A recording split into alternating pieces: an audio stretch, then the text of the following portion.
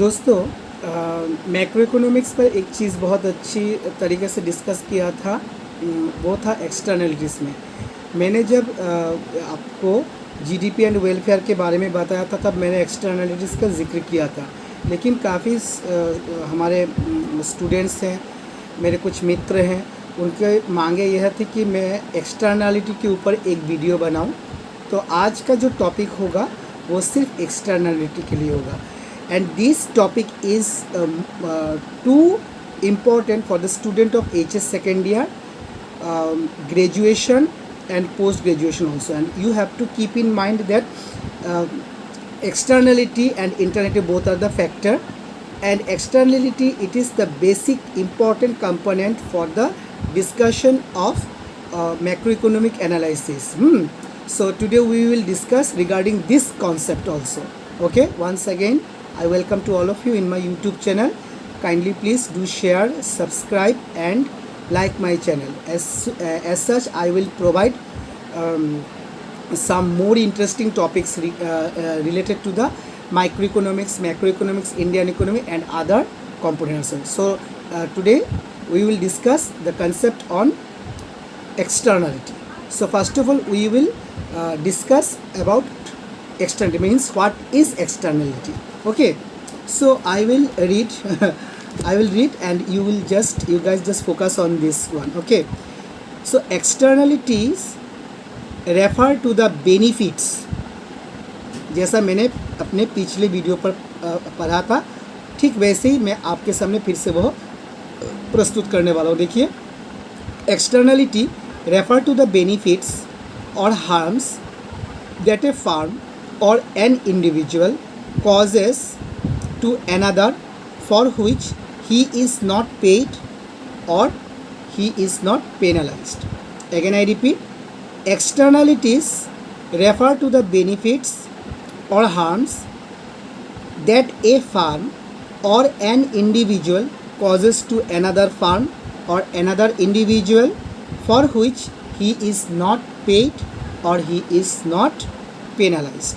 So did you understand from my above lines that externality, it is a kind of phenomenon, either it is a harm or it is a benefit. Harm, it causes to another, and benefit, it is also towards the other. And for the benefits, if anyone get benefited, this person will not give us or pay us for benefiting from this kind of concept. And also, if anyone will cause harm or causes harm, and for which the other person, through which the another person is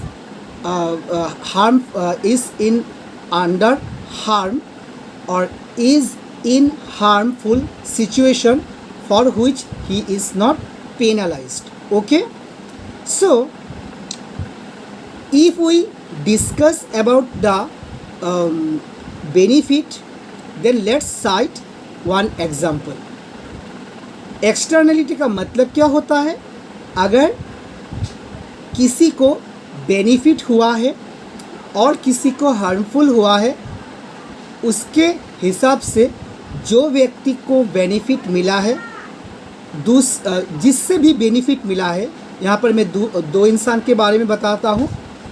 एक के वजह से दूसरा benefited हुआ है, एक के वजह से दूसरा बेनिफिटेड हुआ है, and the person who is benefited, who is under benefit situation, he is not paying anything towards the person, to the first person. Okay, so यहाँ पर आप देख सकते हैं कि जो व्यक्ति बेनिफिटेड हुआ है वो पहले व्यक्ति को, जिससे वो बेनिफिट हो रहा है, वो उसको कोई पुरस्कार, कोई सम्मान से वो पुरस्कृत नहीं करता है, खाली वो उससे प्रभावित होते हैं।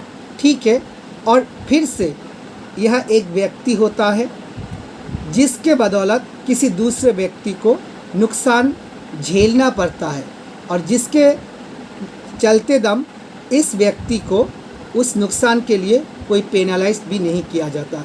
So this is a case of externalities. Okay, so for example, the beneficial impact of beautiful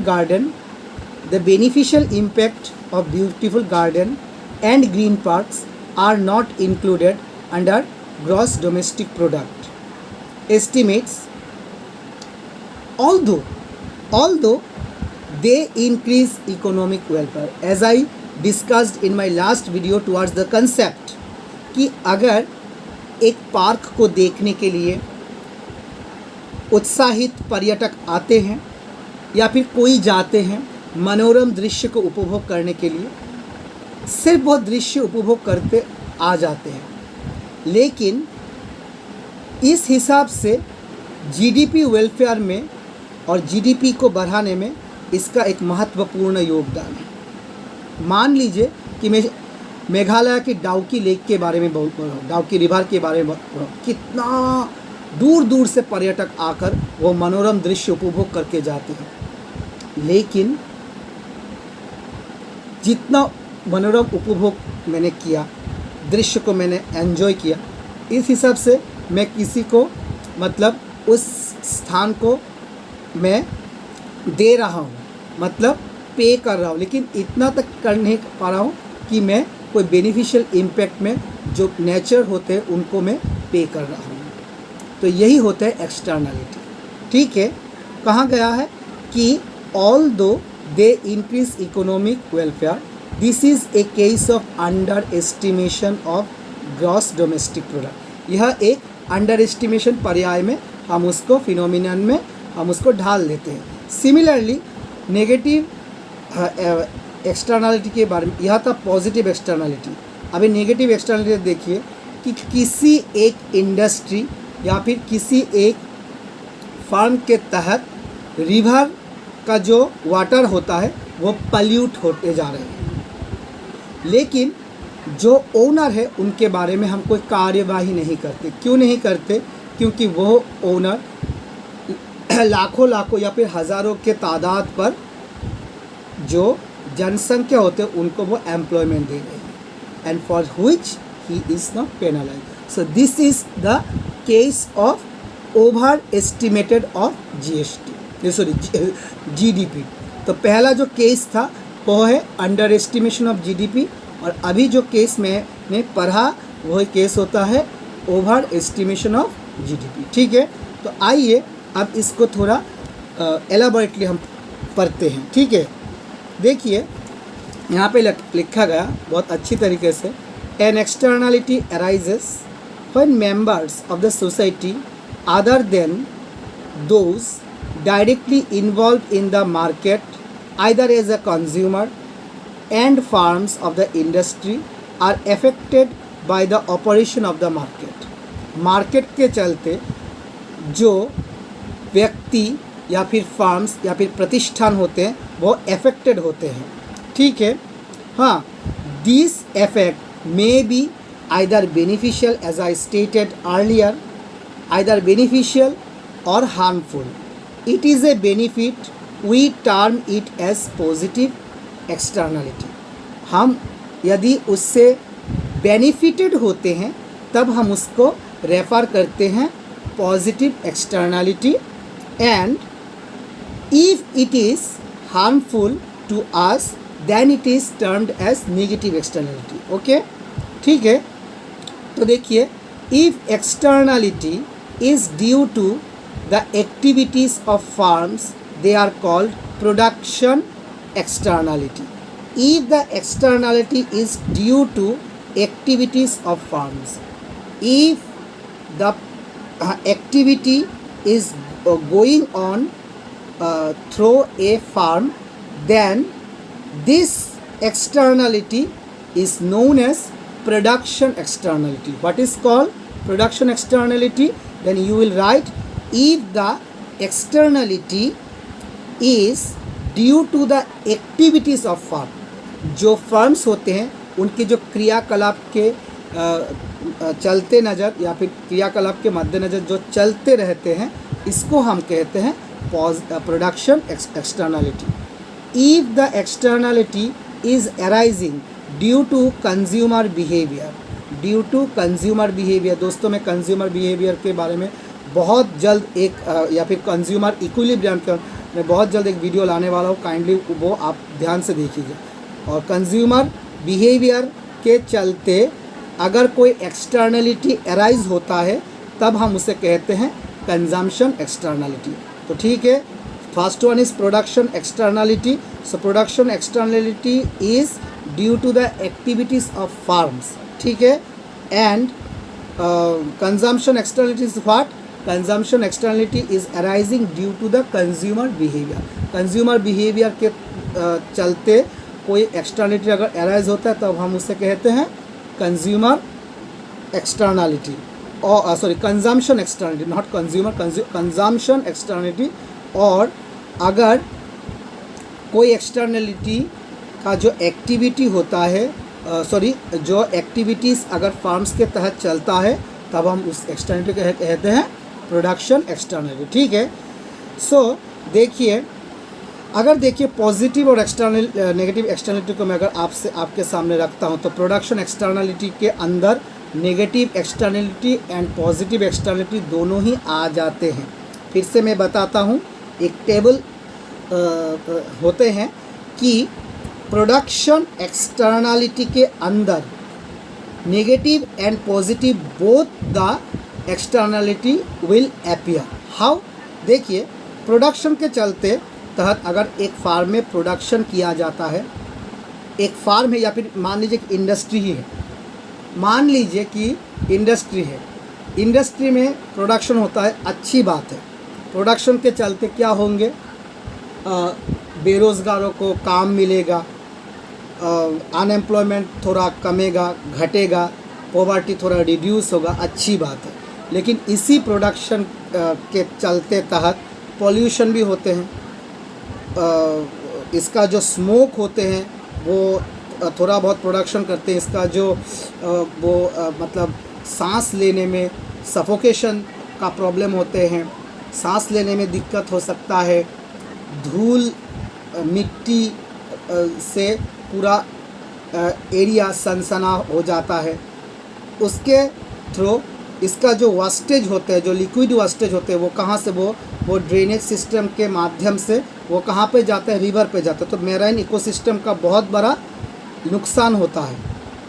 soil erosion भी होता है, क्योंकि पेड़ जो ट्रीज उसको काटना पड़ता है इंडस्ट्री बनाने के लिए, तो सॉइल इरोजन का तो एक महत्वपूर्ण कॉन्सेप्ट आएगा ही।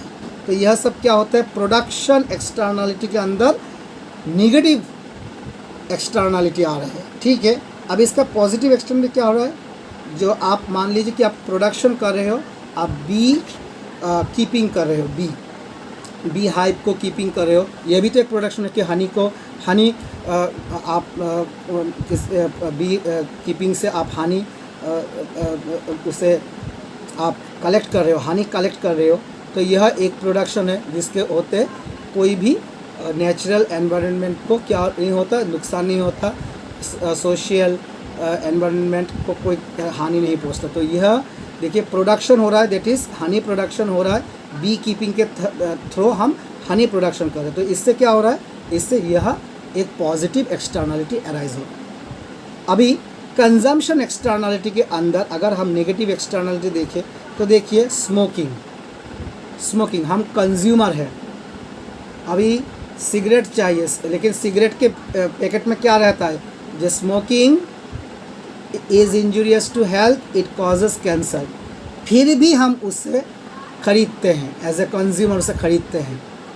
तो उससे क्या होता है?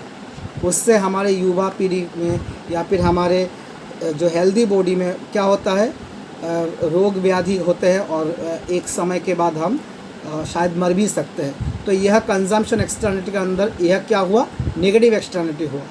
अभी पॉजिटिव एक्सटर्नलिटी देखिए कि कंजम्पशन, हम कंज्यूमर है, अभी क्या चल रहा है? कोरोना का पीरियड चल रहा है, अभी सारे मोहल्ला में, गली में, एनजीओस में देखिए, स्कूल में देखिए, कॉलेजेस में देखिए, हेल्थ केयर सेंटर में देखिए, जहाँ भी देखिए अभी क्या चल रहा है? सुई मतलब वैक्सीनेशन चल रहा है।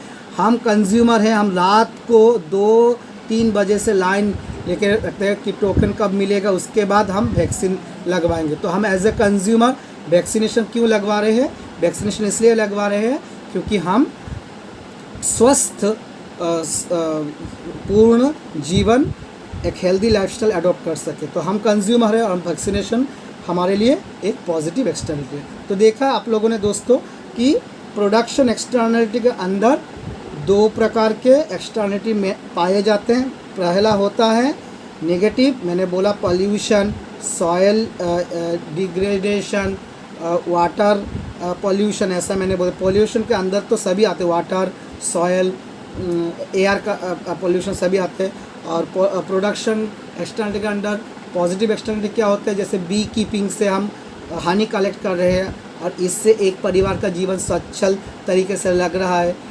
उसके हिसाब से आप देख सकते हैं जैसे पैडी प्रोडक्शन भी हो सकते हैं। प्रोडक्शन के अंदर आप देखिए कई फार्म्स में देखिए पान के पत्ते उगाते हैं, ठीक ना। तो पान के पत्ते उगाते समय वो वन काइंड ऑफ वो नेचुरल एनवायरनमेंट के थ्रू वो प्रोडक्शन कर रहे हैं। तो क्या हो रहा है? वही पॉजिटिव एक्सटर्नलिटी हो रही है। अभी देखिए कंजम्पशन एक्सटर्नलिटी के अंदर मैंने क्या दिया? स्मोकिंग दिया। ये बहुत ही गलत चीज़ है और इट कॉजेज़ कैंसर। मैंने बोला तो ये है क्या हो रहा है? नेगेटिव एक्सटर्नलिटी हो रहा है। अभी वैक्सीनेशन के बारे में मैंने बताया, तो आपको यह चीज़ याद रखना है। तो देखिए अभी नेगेटिव प्रोडक्शन एक्सटर्नलिटी चीज़ क्या होते हैं? Among different types of externalities, the most common is that negative production externality. This arises when, as a direct consequence of production, some losses or damages are incurred by persons other than producing firms. For instance, the adverse impact of air pollution in Delhi and many other cities of North India has been attributed to the burning of crop residues by farmers in the adjoining states or regions. So as I mentioned earlier, it is a kind of production externality through which negative or harmful phenomenon appears or arises and through which some other persons gets harmful situation, और वो क्या होते हैं? उससे दिक्कत का सामना करना पड़ता है, ठीक है ना। तो यह होता है नेगेटिव प्रोडक्शन एक्सटर्नलिटी। आपको यह चीज़ ध्यान पे रखना होगा। कभी कभी देखा गया स्टूडेंट्स फ्रॉम पीजी कोर्स, उसके जो जब मास्टर्स के कोर्स होते हैं तो इसके बारे में थोड़ा डिटेल्स में देना पड़ता है। तो आप लोग को हमेशा ध्यान में रखना होगा कि नेगेटिव एक्सटर्नलिटी ये जो होते हैं बहुत सी सारी चीज़ों को, मतलब एक चीज़ से होकर सारे एरियाज़ को जब इम्पैक्ट होते हैं, हार्मफुल इम्पैक्ट होते हैं, वही होते हैं नेगेटिव प्रोडक्शन एक्सटर्नलिटी। और पॉजिटिव प्रोडक्शन एक्सटर्नलिटी के बारे में मैंने अभी आपको बताया। तो देखिए कि अगर कोई चीज़ हम क्या होते हैं हमारे लिए क्या होते हैं? हमारे लिए बेनिफिटेड होते हैं, मन को प्रभावित करते हैं, इसके थ्रू जीडीपी एंड वेलफेयर बढ़ते हैं, तब हम इसे कहते हैं पॉजिटिव एक्सटर्नलिटी। तो देखिए यहाँ पर और एक चीज़ दिया गया है कि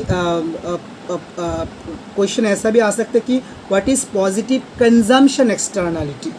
पहला था नेगेटिव प्रोडक्शन एक्सटर्नलिटी। अभी हम पढ़ रहे हैं कि पॉजिटिव कंजम्पशन एक्सटर्नलिटी क्या होते हैं। तो देखिए ए polar opposite of negative production externality is the case of positive consumption externality. और मतलब इसका जो होते हैं ये डायगोनल शेप में होते हैं, ये डायरेक्ट नहीं होते। Negative production externalities and its opposition or opposite concept is positive consumption externality. So let's read whatever it has been said. This arises when others are positively impacted. Okay, that is the benefit. from the consumption activity of some consumers. An example is the efforts by some households in rainwater harvesting. The efforts will make more water available to all the households by recharging groundwater, thereby benefiting all in the locality. Okay, as you have observed that nowadays the underground water level is going declining position. If you search any kind of basic thing regarding the rainwater harvesting, then it is a kind of very well known measurement to collect rainwaters for the harvesting purposes. देखिए underground water day by day decreasing होते जा रहे हैं और यह कहा गया हमारे यूनेस्को से, हमारे यूनिसेफ से कि जितना हो सके उतना पानी जो होते हैं, पानी जो that is the rain water होते हैं, वो आप लोग जितना हो सके उतना हार्वेस्टिंग कीजिए, उसको कलेक्ट कीजिए और यूज़ कीजिए और इसका अंडरग्राउंड वाटर लेवल को बढ़ाने में मदद कीजिए और अंडरग्राउंड वाटर लेवल को मतलब सुरक्षित करने के लिए जितना हो सके उतना मेजरमेंट और जो तकनीक है उसको यूज़ कीजिए. तो देखिए कोई बात नहीं, बड़े बड़े शहरों में तो अंडरग्राउंड वाटर लेवल को मिलना बहुत ही मतलब एक रेयर केसेस होते जा रहे हैं अभी और हो चुके हैं. हाँ, तो रेन वाटर अगर हम उसको कलेक्ट करें और उसको कंजर्व करें तो हमारे जो आगने वाली पीढ़ी है शायद कुछ हद तक उनको मदद हो सकता है. तो देखिए ये सारी जो चीज़ें एक्सटर्नलिटीज़ के बारे में मैंने बताया, ये आपको हमेशा ध्यान पे रखना होगा और आपको हमेशा याद में रखना होगा कि जो कंसेप्ट यहाँ पर दिया गया है बहुत ही महत्वपूर्ण टॉपिक है and you guys must keep in mind, and whatever I have been said during this session, please kindly keep focus, and if possible I will provide some notes on my link and collect you please from me, and please respond me via your comments कि ऐसा मैं आप सबको और नया कुछ चीज़ें दे सकूं. सो आज के लिए सिर्फ इतना ही और मुझे इजाज़त दीजिए और मेरा जो चैनल है उसको आप प्लीज़ सब्सक्राइब कीजिए, शेयर कीजिए और कोई भी दिक्कत हो कमेंट्स के थ्रू मुझे बताइए. तो आज के लिए सिर्फ इतना ही, इजाज़त दीजिए, तब तक के लिए शुभ रात्रि, नमस्कार.